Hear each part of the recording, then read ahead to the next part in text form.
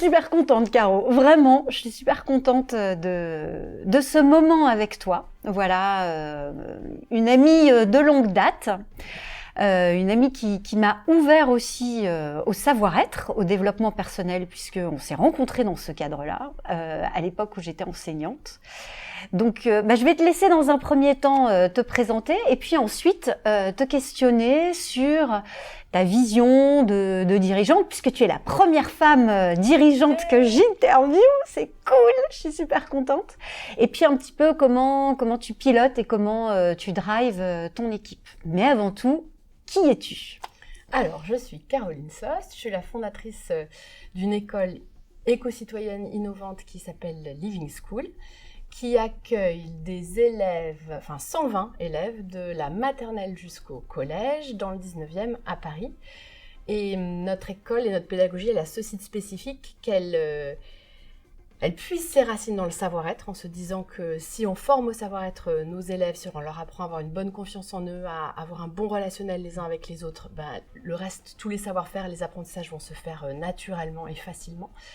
Le deuxième axe chez nous, c'est l'éco-citoyenneté. J'ai créé cette école donc il y a 15 ans parce que j'étais consciente des enjeux du monde dans lequel nous vivons, des enjeux qui sont devenus de plus en plus dramatiques, on le voit avec le changement climatique.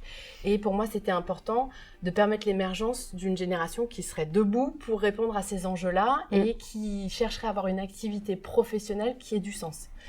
Donc c'est vraiment ce que nous essayons de faire à Living School. Et puis le troisième axe chez nous dans la pédagogie, ce sont les adultes. On est un centre de formation, Calliope, certifié, où on forme à la fois les parents avec de l'aide à la parentalité et on forme les professionnels de l'éducation sur nos deux gros axes que sont le savoir-être et l'éco-citoyenneté. Super. Donc voilà qui nous sommes. Génial. Comment tu en es arrivé il y a une quinzaine d'années dans ton histoire à te dire j'ai envie de créer cette école, j'ai envie de diriger puis de voir grand puisque tu as démarré par la maternelle et aujourd'hui ça va jusqu'au collège. C'était quoi l'idée de base et qu'est-ce qui t'a donné envie d'être dirigeante ? Alors, ce qui m'a amené à entreprendre, parce que c'était vraiment entreprendre, c'est le fait d'avoir fait un parcours dans le leadership éthique, donc un parcours que j'ai démarré au début des années 2000, parce que j'étais dans l'univers professionnel des entreprises, j'étais d'abord dans le marketing, ensuite dans les ressources humaines, et je trouvais que les groupes dans lesquels j'évoluais manquait cruellement de vision, de sens. Et je me disais, oulala, s'il y en a pour 40 ans comme ça, je ne vais pas tenir longtemps. Et donc, j'ai suivi ce parcours au leadership éthique qui m'a d'abord appris vraiment à mieux me connaître moi, à faire connaissance aussi avec mon potentiel, puisque le leadership éthique part du principe qu'on a tous un immense potentiel de création, de réalisation. Et ça m'a fait du bien d'entendre ça pour la première fois. Et ensuite, il m'a ouvert les yeux aussi sur l'état du monde, parce que j'étais pas très consciente. Je trouve que dans le parcours que j'avais eu de formation, j'avais pas été très sensibilisée aux enjeux du monde. Et là, de l'être, je me suis dit, en fait, moi, je voudrais contribuer à ce que ça aille mieux et à ce que l'humanité vive heureuse sur la planète. Donc voilà, c'était ça qui était important pour moi. D'accord, un cri du cœur avec une envie de contribuer. D'être utile. À ta manière, d'être utile. Ouais.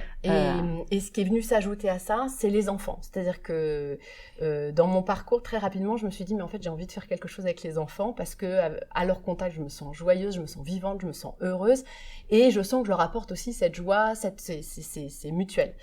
Et donc, du coup, c'est comme ça qu'est venue l'idée de Living School, c'est-à-dire de former vraiment un nouveau paradigme pour qu'on puisse vivre autrement sur cette planète, davantage dans la coopération plutôt que la compétition et en étant heureux d'apprendre et en étant dans le plaisir et la joie au quotidien. Oui, sacrée entreprise dans la mesure où en plus tu connaissais pas vraiment le monde de l'enfance, T'es partie de zéro? Oui.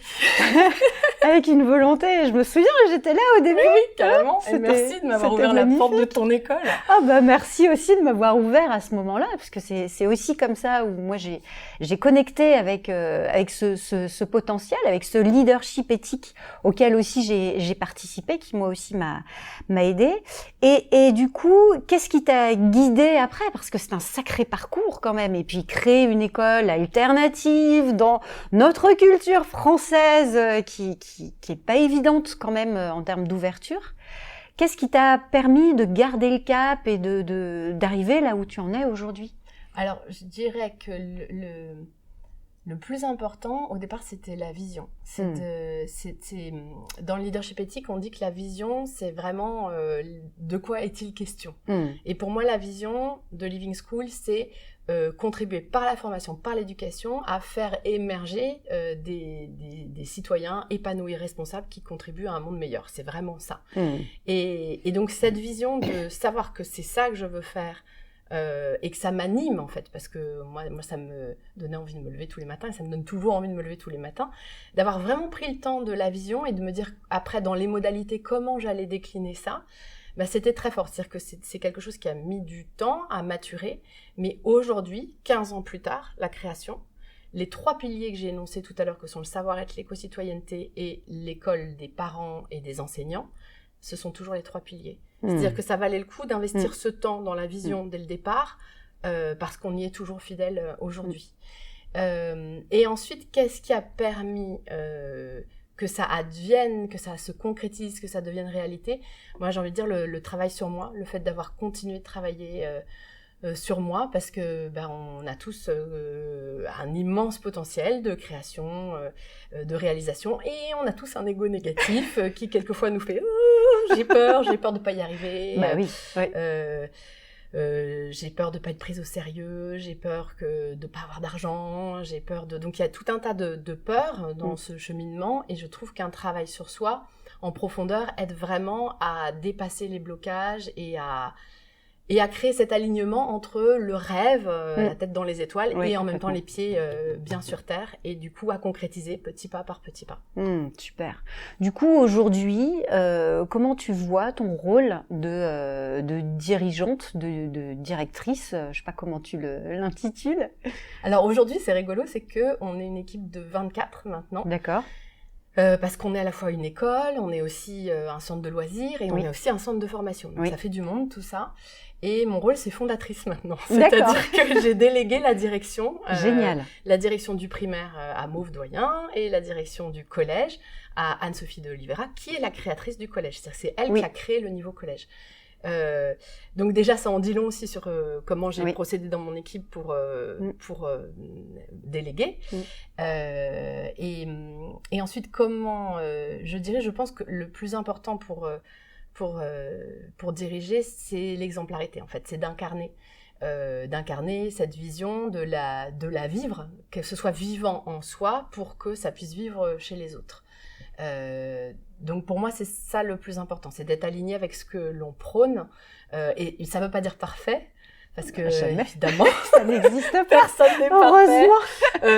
Je ne suis pas parfaite, personne chez nous n'est parfait, mais en tout cas, on est tous en chemin, et nous sommes tous nous partageons tous cette envie d'évoluer. D'accord. Et ce travail sur moi en profondeur dont j'ai parlé, qui m'a permis de concrétiser, c'est un travail que j'offre aussi à mon équipe. Donc chacun fait selon les uns et les autres, entre 5 et jusqu'à 22 jours par an de ce travail sur soi en profondeur, et ce travail sur l'éthique et sur les enjeux du monde, de manière à son niveau aussi s'épanouir davantage et pouvoir épanouir davantage les élèves.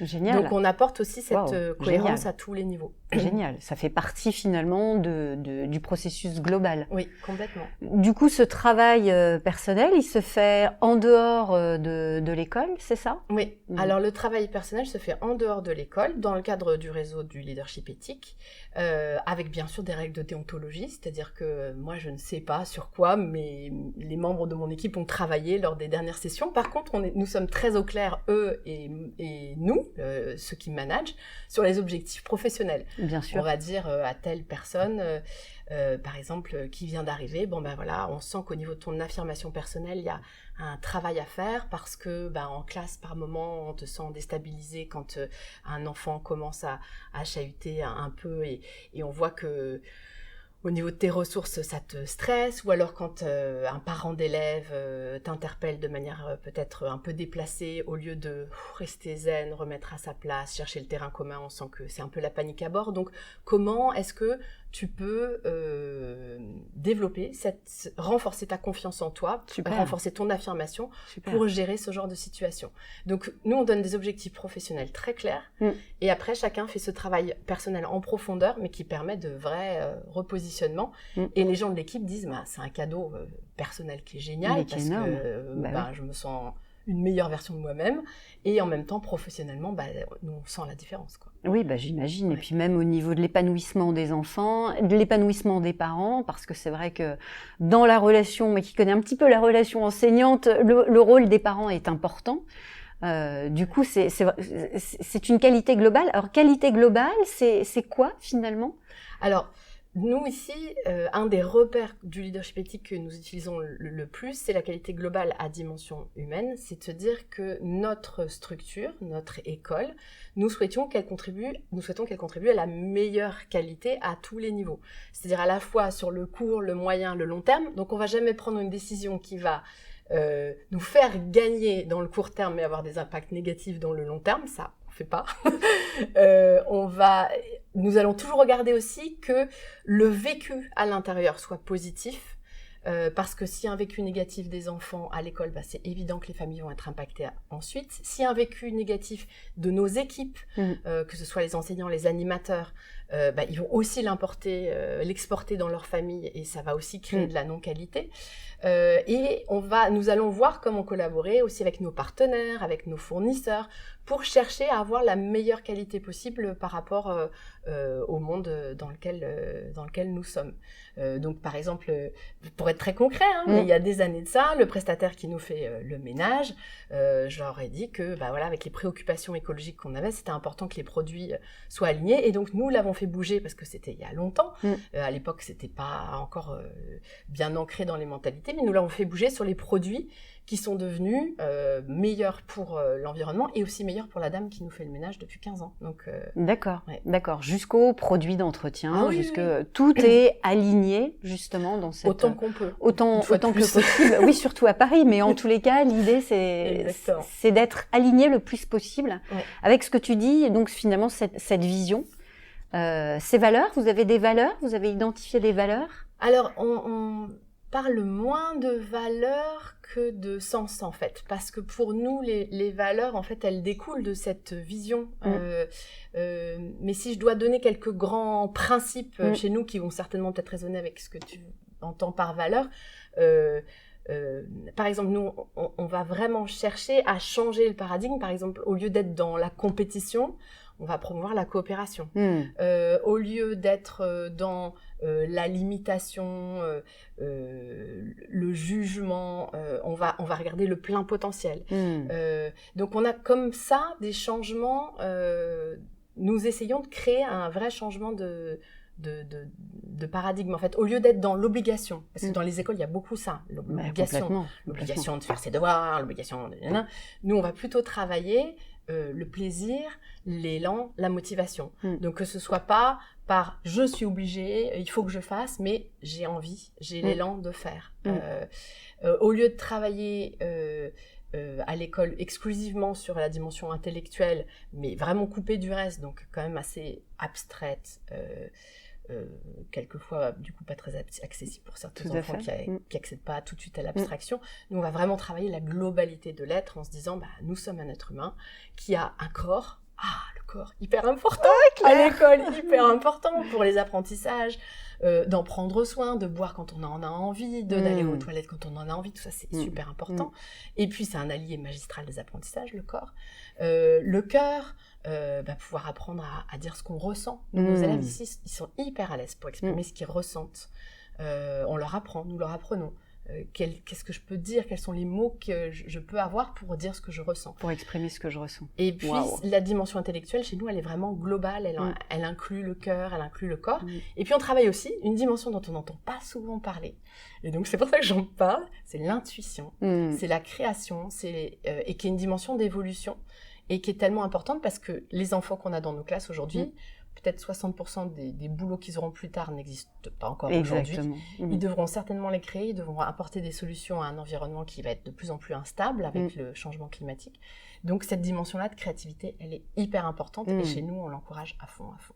Waouh, génial. Du coup, pour toi, là, je te remets la casquette de fondatrice, de chef d'entreprise.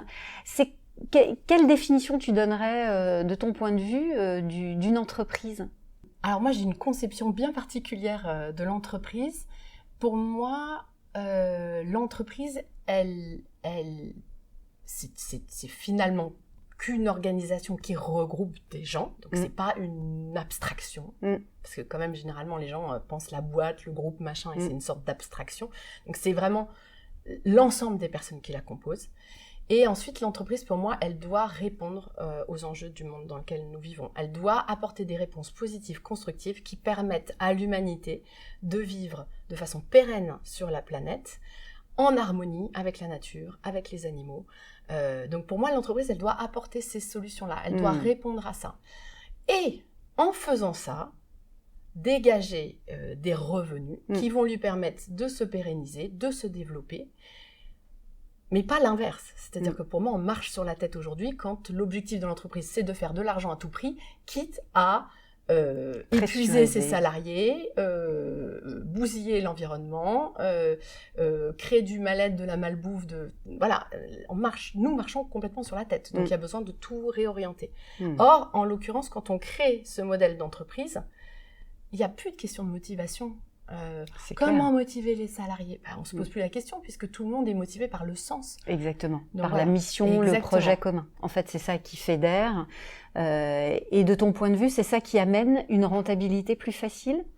Alors, je dirais que ça doit répondre du coup aux besoins fondamentaux universels que se partagent les êtres humains. Et par conséquent, si ça répond réellement aux besoins fondamentaux que se partagent et universels que se partagent les êtres humains, alors oui, ça doit pouvoir être rentable. Après, ça prend peut-être plus de temps, ça demande peut-être plus de créativité. Néanmoins, on voit bien que beaucoup d'entreprises en prennent la voie maintenant et que c'est ça qui fait sens. Si de toute façon on veut de la pérennité sur cette planète, c'est clairement la direction qu'il faut prendre. Aujourd'hui, depuis la création, tu as combien d'enseignants ou de partenaires avec qui tu continues de travailler ? Depuis la création de Living School, oui. Combien sont là depuis le début ? Plein, en fait. C'est-à-dire que nous dans l'équipe, il y a au moins 4 ou 5 personnes qui ont fêté leurs 10 ans ici déjà. Waouh, c'est génial. Et dont une, ça fait 14 ans. Et les anciens, c'est-à-dire que nous avons formé des gens qui ont créé leur propre structure. Et oui, une aux États-Unis, je me rappelle. Exactement, Adrienne. Et on est toujours en lien.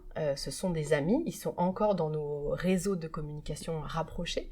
Ou Sophie, qui a créé la crèche Les Petits Trésors, sur les mêmes repères. Et donc, c'est assez génial de voir que des gens que nous avons formés pendant des années démultiplient à leur tour et créent eux-mêmes leur structure et démultiplient. Donc, il y a vraiment un essaimage, en fait. Et les gens, soit les gens en majorité quand même restent, construisent. Par exemple, je trouve qu'Anne-Sophie, elle a un très très bel exemple de quelqu'un qui, en arrivant, avait déjà une bonne conscience de son potentiel, mais a découvert qu'elle pouvait faire encore plus et qu'elle pouvait aussi ouvrir ses rêves, en fait, s'ouvrir à ses rêves. Et son rêve, c'est « je veux faire un collège, je veux faire le collège Living School ». Et donc, il y a 2 ans, elle a ouvert le collège Living School dans ses nouveaux locaux qui sont magnifiques. Et c'est une super dirigeante.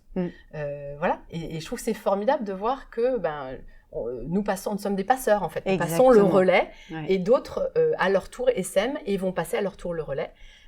Et donc ça permet une démultiplication. En fait. Oui, il y a une vraie transmission. Exactement. Du patrimoine, de ce savoir-être et savoir-faire. Oui. Et bravo d'accompagner justement cette croissance.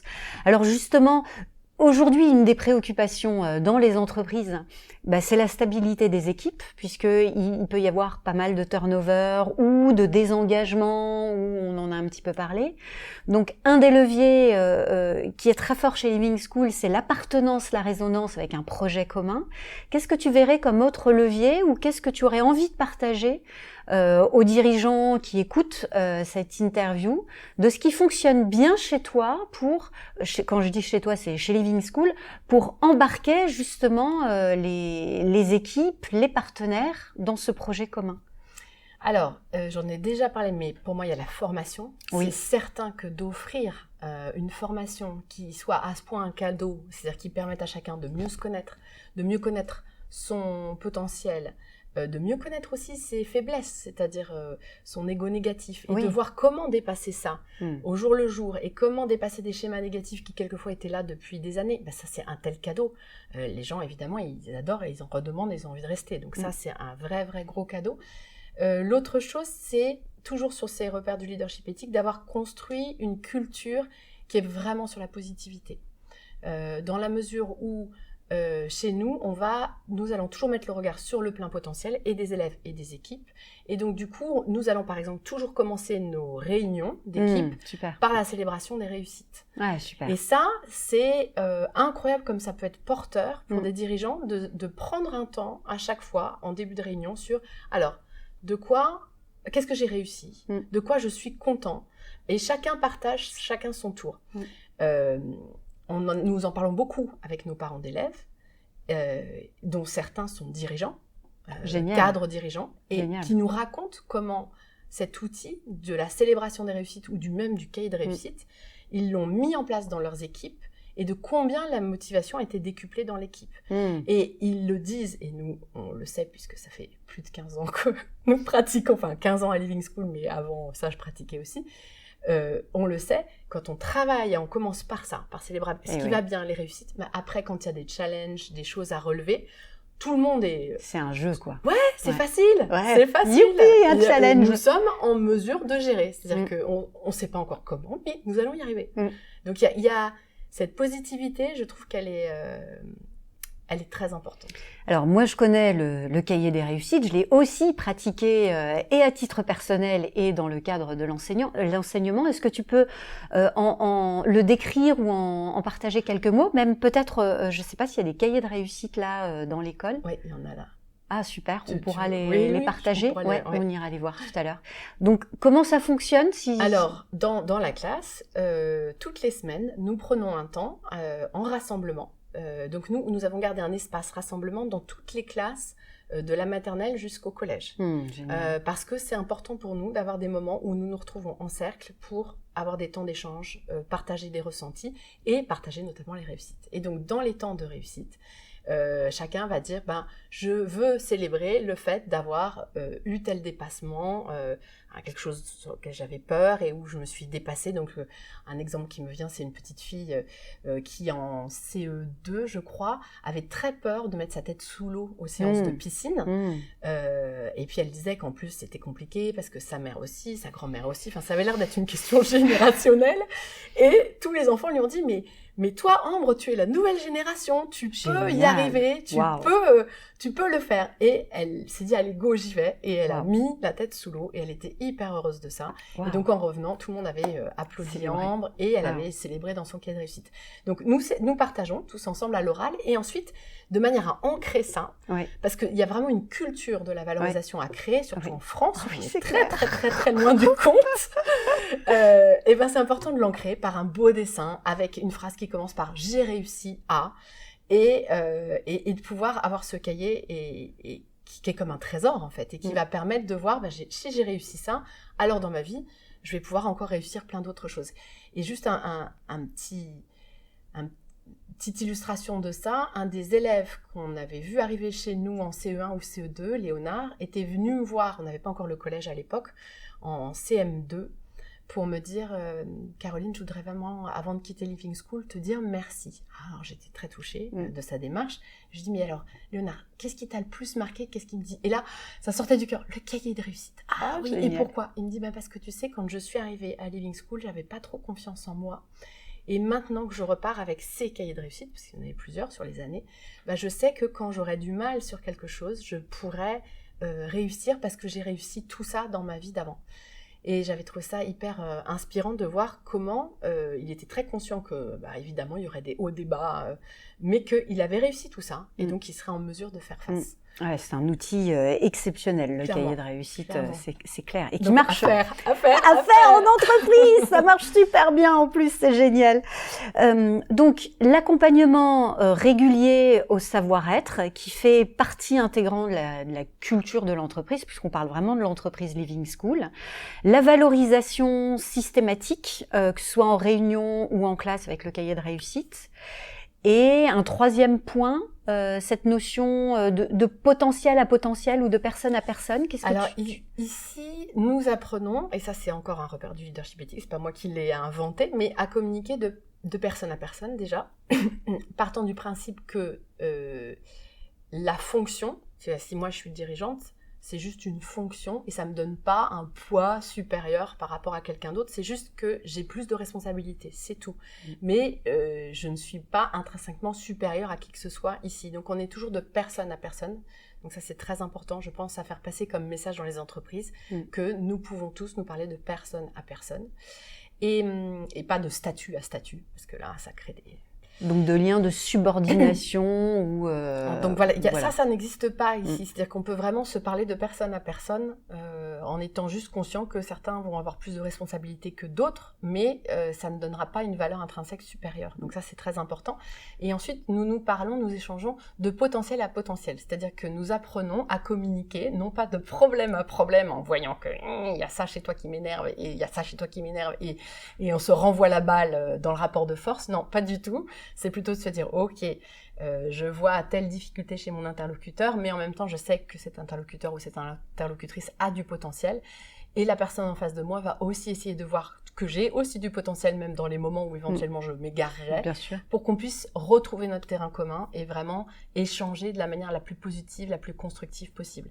Et ça, ce repère nous permet déjà de ne pas avoir de conflit dans une équipe qui est quand même... Alors, c'est très petit, on est une petite TPE, c'est quand PME, même mais c'est quand même 24 personnes où il y a une ambiance exceptionnelle. D'accord. Et c'est pas juste des mots, c'est-à-dire que les gens qui viennent expérimenter des semaines chez nous reviennent en disant mais je suis boostée, c'était a life-changing experience. Génial. Donc il y a vraiment un vécu réel attaché à ça, mais parce que il n'y a pas de conflit qui reste, les gens se disent ce qu'ils ressentent vraiment, dans l'immédiateté, il y a de la transparence et parce qu'il y a ce repère qui est partagé commun. D'accord.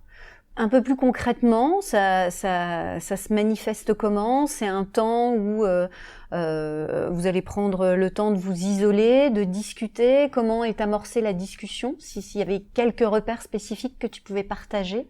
Alors, sur quelle base déjà ? Sur un repère théorique, c'est-à-dire que chacun a appris ce que c'était que la communication de potentiel à potentiel par rapport à la communication de problème à problème. Donc il y a des repères théoriques que chacun a bien compris intellectuellement et va essayer ensuite de mettre en pratique intérieurement, parce que c'est différent de comprendre intellectuellement et de mettre en pratique.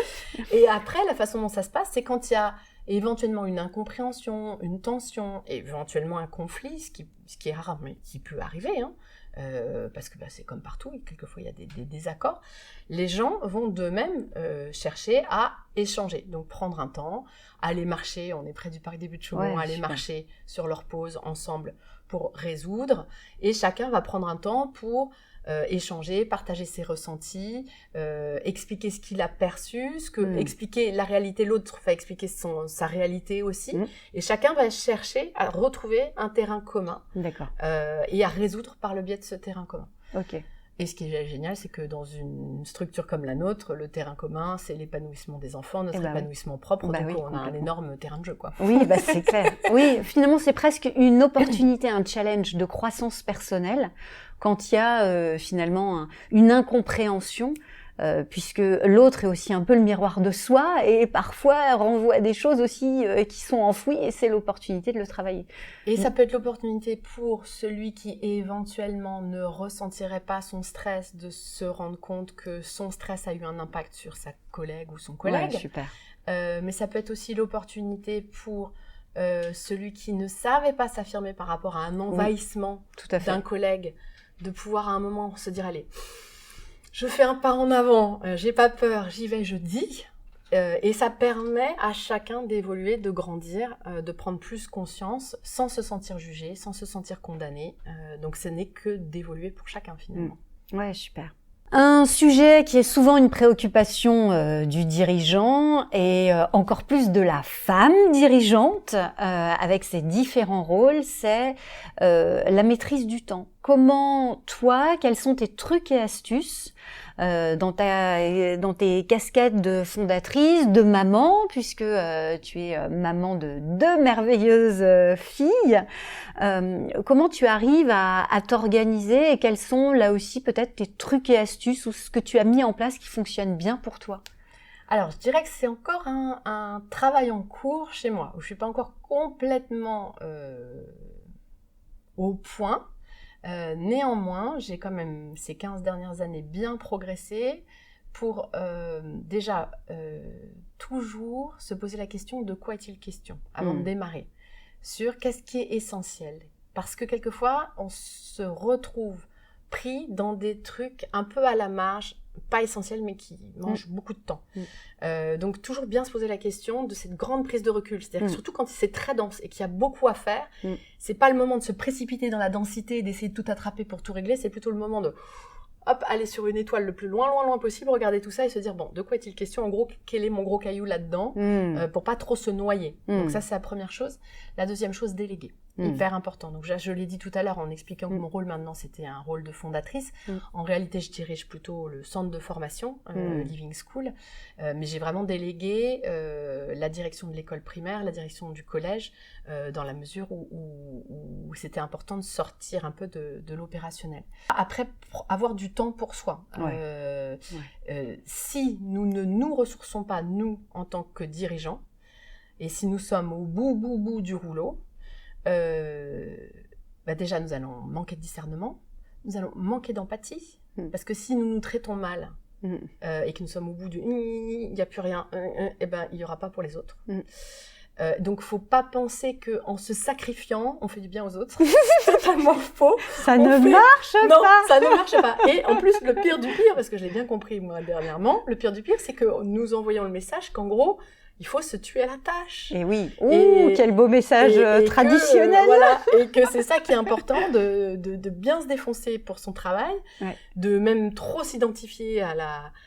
Moi, j'ai fait un petit travail dernièrement pour bien prendre mon espace par rapport à Living School, qui a été dans le passé ma création, mais qui maintenant est quelque chose qui est porté par un ensemble de personnes merveilleuses, qui n'est pas moi, et que Living School peut vivre sans moi, et que je peux vivre sans Living School, c'est réciproque. Mais je trouve que ce petit travail de désidentification aussi du dirigeant à la structure, il est super important.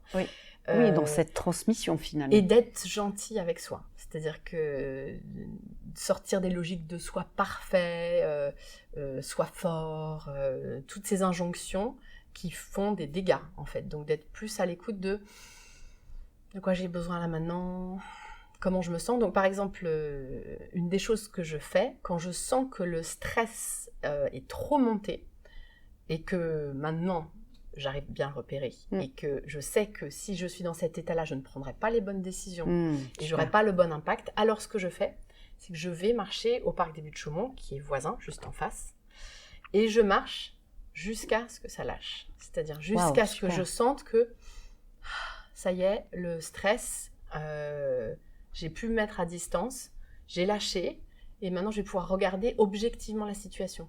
Non pas regarder la situation en étant stressé, en ayant envie d'agir, ce qui est super mauvais pour gérer. Donc c'est très contre-intuitif par rapport à nos modes de conditionnement dirigeants. C'est ça. C'est très à l'inverse de ce qu'on aurait tendance, c'est-à-dire quand ça devient très tendu, très sport, que financièrement c'est hyper compliqué, etc. La tendance c'est quand même, allez, on va serrer, on va mettre 2 fois plus, on va bosser comme... Et en fait, non, surtout c'est pas ça qu'il faut faire. Waouh, super. Donc c'est un gros apprentissage pour moi de cette année, ces 2 années Covid. Super. Ça c'est un message clé, et c'est vraiment un message clé pour, je dirais, le dirigeant qui, comme tu le dis, incarne la vision, l'exemplarité, prendre soin de soi, c'est prendre soin de ses équipes et c'est pas égoïste, bien au contraire, c'est aussi une source de productivité. Exactement. Super. Une expérience particulièrement négative ou difficile qui, avec du recul, a été une vraie source d'apprentissage, une pépite, un cadeau que tu pourrais nous partager? Ah bah oui, là.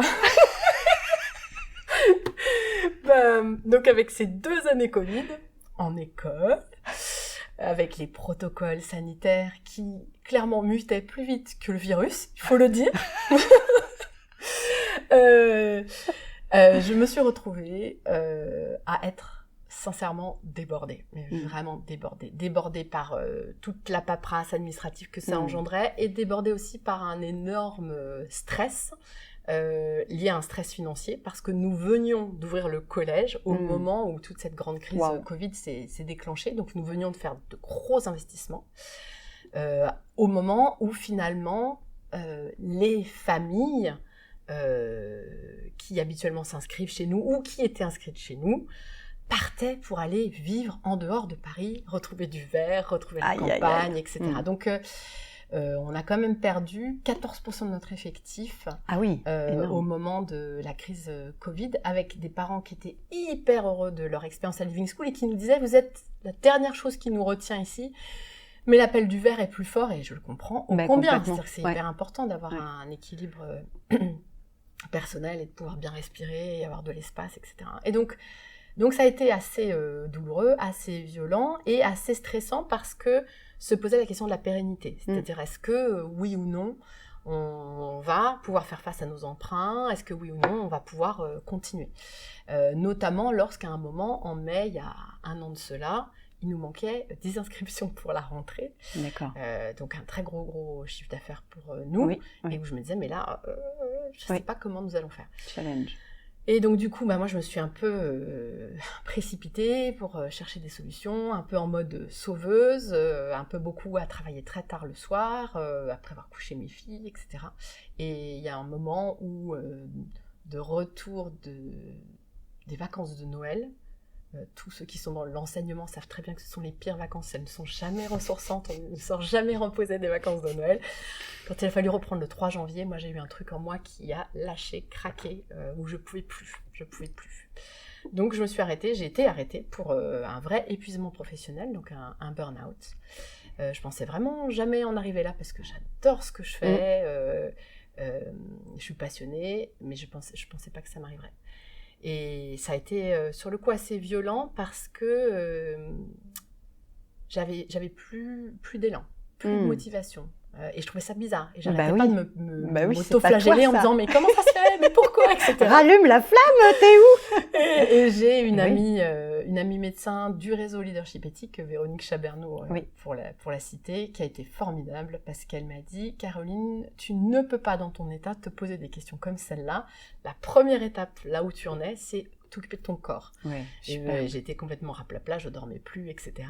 Et donc, c'est vrai qu'après 1 mois de chouchoutage de mon corps, eh bien, l'élan, la motivation est revenue. J'avais envie de revenir à Living School. Et il m'a fallu encore 1 mois pour vraiment bien me remettre d'aplomb et prendre des bonnes décisions. C'est-à-dire vraiment prendre des bonnes décisions qui soient respectueuses de moi, qui soient dans un équilibre. Et notamment, un des choix stratégiques que j'ai fait, c'est de revenir au 4/5e pour pouvoir avoir du temps et pour mes filles et pour moi. Puisqu'il y avait un petit temps pour mes filles, il y avait les mercredis matins, mais maintenant, j'ai aussi les jeudis après-midi pour moi. Et ça change drôlement la donne d'avoir cette bulle d'air dans la semaine de... Voilà, un temps pour toi, quoi. Un temps pour moi. Du coup, finalement, c'est ça le cadeau? C'est de te remettre au centre quelque part? Oui, c'est ça le cadeau et ça me rend plus efficiente que je n'étais avant. Dans la mesure où je me sens plus équilibrée, plus forte. Du coup, j'ai un meilleur recul sur les situations et je sens que je suis un meilleur soutien pour mes équipes. Voilà. Et oui, forcément, disponible, à l'écoute, empathique, exactement. Comme tu dis, avec tout de suite cette prise de recul, donc plus efficace. Ouais. Donc merci alors à ces dernières années. Exactement. Ceci dit, c'est peut-être pas une expérience à Non. vivre forcément. Non, c'est sûr. Moi, je Mais suggère parfois- d'écouter les signes avant-coureurs. Un signe avant-coureur étant de ne plus bien réussir à dormir. Je sens que ça, il faut l'écouter. Quand vous sentez que vous n'arrivez plus bien à dormir, il faut s'arrêter. Ok. Si tu avais un principe clé, fondateur, vraiment un principe clé pour le dirigeant, ce serait quoi? Est-ce que je peux en mettre 2? C'est toi, hein? Un, de dire aux dirigeants, vous avez du potentiel et vos équipes ont du potentiel. Donc, de vraiment garder cette notion de potentiel, que chacun a du potentiel. Je pense que ça, c'est très important. Et concrètement, ça voudrait dire quoi? Ça voudrait dire être capable de se voir dans une capacité de gérer tout ce qui se présente Ok. et d'avoir les ressources de gérer Ok. tout ce qui se présente et de voir en face la personne avec aussi son potentiel. Et donc ça va avec le deuxième point que je voulais aborder, c'est le non-jugement. Donc de ne pas se condamner soi-même, de ne pas se critiquer, s'autocritiquer soi-même, parce que ça c'est quand même un truc très fort chez les dirigeants, d'être très dur avec soi, très Complètement. exigeant. Moi, je sais que j'avais un truc de soi parfait qui était assez costaud et qui, du coup, malgré moi, était transmis dans les équipes. Donc, faire ce travail sûr. de ne pas se juger, ne pas se condamner, ne pas se critiquer. Et du coup, ne pas juger, ne pas condamner, ne pas oui, c'est l'effet critiquer en miroir. face de soi. Ouais. Et je dirais qu'avec ces deux principes-là, voir le plein potentiel chez soi, chez les autres, être dans le non-jugement chez soi, chez les autres, là, il y a moyen de faire des miracles dans les entreprises. Mais vraiment. Oui, bah complètement, en croire en soi et être tout le temps dans cette dynamique de challenge et non, comme tu disais, focaliser sur le problème, mais plutôt, c'est quoi l'opportunité ou ce que l'on doit dépasser pour réaliser. Alors moi, ce que je retiens, c'est vraiment cette mission, ce projet d'entreprise qui est ce fil d'Ariane qui conduit tout le monde, toi la première, mais finalement toutes les personnes que tu embarques avec toi. Ouais. Et qui est très concret maintenant. C'est-à-dire qu'au départ, la vision, c'était vraiment, j'imaginais ces enfants qui rient. Mais maintenant, au quotidien, nous le vivons. Eh ben oui. Que nous voyons nos élèves sourire, nous les voyons prendre la parole en assemblée, en étant bien ancrés, en disant des choses profondes. Donc, c'est une vision qui est vécue aussi. Ça, c'est fabuleux. Ouais, c'est génial. C'est pas juste un idéal, c'est vraiment quelque chose qui, au bout de 15 ans, on voit des résultats. Et j'imagine que vous affinez au fur et à mesure la vision sur les 5-10 prochaines années. C'est quoi les prochaines étapes? Là, nous, on cherche à continuer d'essaimer, notamment par le centre de formation. Ouais, c'est super. Et ce qui est très beau aussi, c'est de voir avec le recul des 15 ans ce que sont devenus nos tout premiers élèves. Et j'ai envie de donner juste cet exemple d'une élève parce que ça m'a beaucoup touchée. On a donc une de nos anciennes élèves, Cléa, qui maintenant est à Sciences Po, et elle dit que le sujet qui l'intéresse en ce moment fortement, c'est l'éducation. Waouh. Et quand je lui ai demandé pourquoi, elle m'a dit, c'est parce que j'ai tellement aimé ce que j'ai vécu à Living School que je voudrais que ce soit pour tous les enfants, sous-entendu sans condition de moyens financiers, et que ce soit à tous les niveaux de la scolarité. Et donc, elle s'intéresse à l'éducation parce qu'elle voudrait que les enfants puissent vivre ce qu'elle a vécu ici. Et je trouve ça génial. Ah, c'est génial. Super, la relève est assurée. Top. Trop bien. Mais oui, c'est ça. Quelle fierté, pas forcément fierté, mais quel bonheur, quelle joie de voir qu'en fait, ça prend chez les uns et les autres à un degré différent, mais il y a ce virus de la joie qui est transmis avec cette mission. Waouh, superbe. Bon, une actualité particulière là en ce moment pour Living School? Alors oui, en ce moment, il nous reste pour la rentrée de septembre 2022 des places en maternelle et des places au collège. D'accord. En sachant qu'au collège, nous avons la 6e, la 5e et la 4e qui ouvrent l'an prochain. D'accord. Donc il reste des places maternelle, quel niveau? Maternelle, tout niveau confondu. Petite, moyenne, grande section. D'accord. Voilà, et l'autre actualité du moment, nous recrutons l'enseignant qui va remplacer l'enseignant de cette classe. Donc on a eu pendant une année une merveilleuse enseignante qui s'appelle Dabia, qui a fait un travail remarquable avec les enfants et qui est une femme vraiment de cœur. mais qui part vivre à La Rochelle, rejoindre son compagnon D'accord. à La Rochelle. Et donc, on comprend carrément ça. Ouais. Et donc, du coup, nous cherchons son remplaçant ou sa remplaçante pour D'accord. notre classe de CM1, CM2, toujours à la rentrée de septembre, avec une formation à prévoir en juillet. D'accord. Voilà. Donc C'est là, ça, notre contacter actualité. Living School directement. Exactement. Ok. Une adresse mail peut-être spécifique. Tu me donneras tout ça. Je le mettrai Ouais, dans ça marche. la description. Carrément. Mais sur notre site de internet, il y a offre d'emploi. D'accord. Et dedans, il y a toutes les annonces. Il y a toutes les annonces. Ok, super. Bon, on arrive à la fin de ce premier échange. Hein. Moi, ce que je retiens, c'est vraiment justement ces interviews qui sont à destination des dirigeants. C'est ô combien c'est précieux et important en tant que dirigeant de clarifier qui je suis et ce en quoi j'ai envie de contribuer et de garder régulièrement ce temps pour penser, ce temps pour se recentrer, qui finalement est contributif aussi bien pour le dirigeant que pour les équipes par effet miroir et puis pour la rentabilité, la productivité de l'entreprise. Et puis cette notion de valorisation, alors le cahier des réussites, vraiment, moi j'invite à l'expérimenter, c'est vraiment génial, on montrera quelques exemples si tu nous y autorises. Mais c'est une telle belle expérience de reconnaître ce qui va et de se remplir de ce qui va. Et c'est vrai qu'on en a besoin, je trouve, aujourd'hui, tant dans les entreprises que dans notre culture française. Carrément. Bon, bah super, merci beaucoup, Caro. Un beau moment. Ouais, génial. Merci beaucoup. Donc ça, c'est ce qu'ils remplissent. Ouais, donc ça c'est un cahier de réussite. Donc là c'est celui de Candice. Donc elle s'est dessinée dans son plein potentiel. Là elle raconte comment elle a réussi à faire un flip avant. C'est génial, hein? Avec les paillettes du Ouais, stop-up. j'adore, c'est top. Là, celle-là, parce que quand même il faut le dire, une de nos élèves, Mélinée, qui redoutait la classe verte. C'est la première fois qu'elle partait en classe verte avec nous. Elle en avait peur, ça faisait peut-être un mois que tous les 2-3 jours, elle arrivait dans le bureau. Mais j'ai peur, mais je sais pas comment dépasser ma peur et tout. Et donc finalement, elle a réussi à aller en classe verte, mais il manque la réussite d'après qui est qu'elle est venue me voir en disant « J'aurais aimé que ça dure 2000 fois plus longtemps. » 1000 fois plus longtemps, c'est génial. Iris, j'ai réussi à être courageuse quand j'étais malade. Je préfère quand même l'école. On croirait que je fais une pub pour eux. J'adore les yeux. Ça, c'est une bonne affiche pour Living C'est School. clair.